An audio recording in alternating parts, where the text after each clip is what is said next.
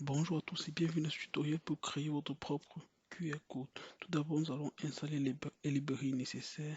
Il s'agit notamment de QR code et de Pillow pour gérer les images et on peut l'installer en une fois avec la commande pip install et QR code entre crochets pile. Là, ça va installer les deux dépendances QR code et Pillow. Ou alors on peut installer chacun séparément, taper pip install QR code et ensuite taper pip install Pillow.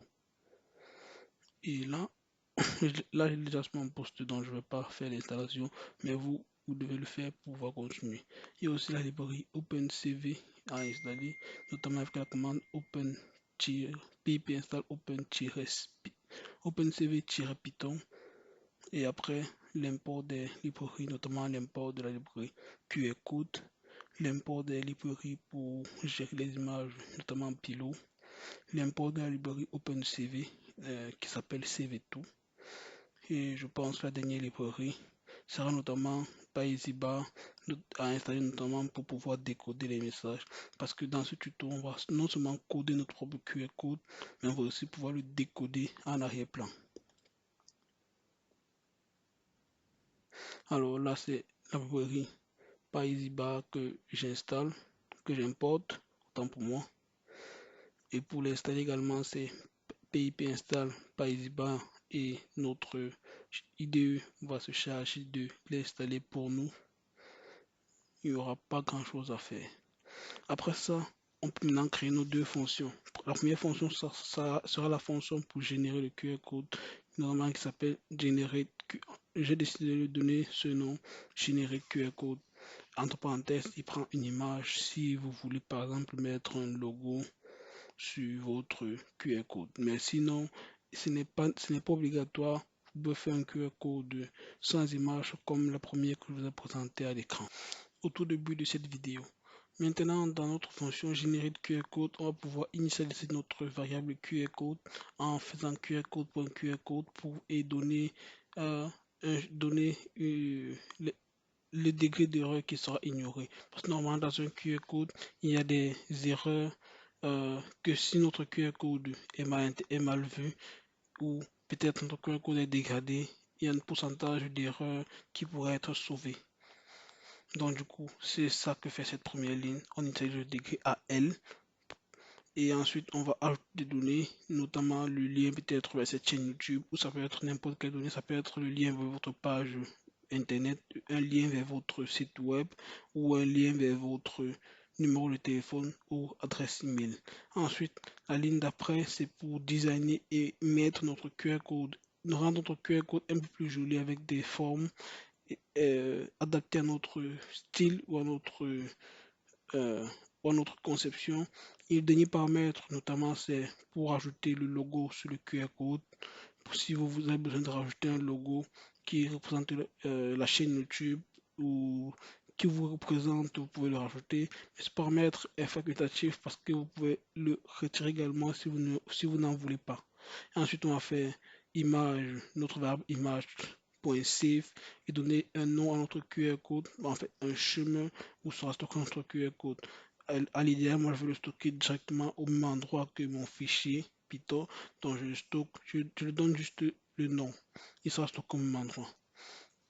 La deuxième fonction sera la fonction read QR code, bien sûr qui va prendre en paramètre l'image donnée à l'entrée. Je me suis basé sur une fonction pour pouvoir lire à partir d'une image, mais on peut également lire à partir d'une caméra, toujours en utilisant la librairie OpenCV. Et il faudra juste démarrer la caméra en amont et pendant que la caméra tourne, passer le QR code au niveau de la caméra. Mais là, je me suis basé uniquement sur la fonction pour lire à partir d'une image et en utilisant la librairie OpenCV cv2.imread, on lit notre image. Après, on décode cette image, on sort dans Val et on print les valeurs qui doivent normalement s'afficher.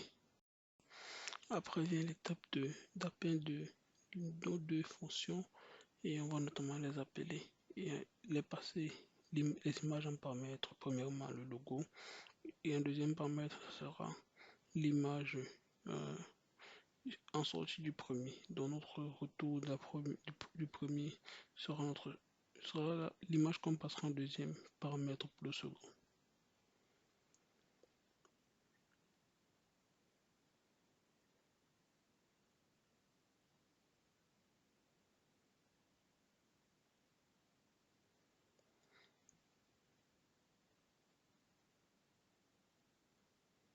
Je lui donne bien le même nom que précédemment défini, qui s'appelle ce QR code.png.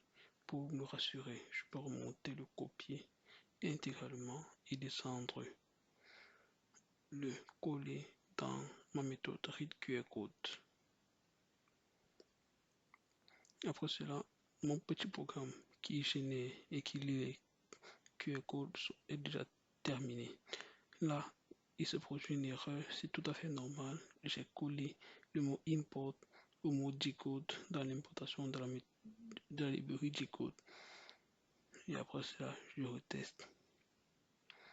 J'ai encore une erreur. Je crois que là aussi c'est normal. Je n'ai pas donné le bon path à l'image. Dans la méthode readQRCode, j'ai appelé path image en paramètre et dans l'exécution, dans l'appel, j'ai utilisé une variable path img. Je vais tout de suite modifier cela et après il y aura plus d'erreurs, je l'espère.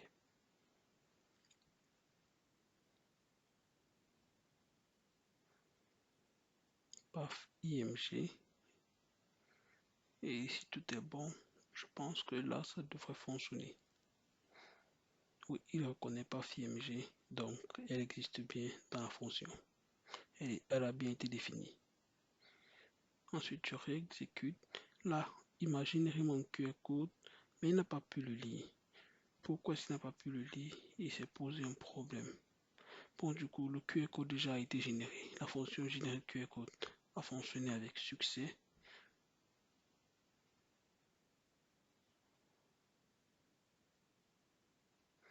Et la fonction read QR code a fonctionné également. Voilà mon lien que j'ai stocké précédemment dans ma fonction générer QR code. Je le surligne également. Voilà, ce lien a bien été généré dans ma méthode. Voilà, c'était tout pour cette vidéo. Merci d'avoir suivi ce tutoriel jusqu'à la fin et je vous dis à la prochaine. Portez-vous bien.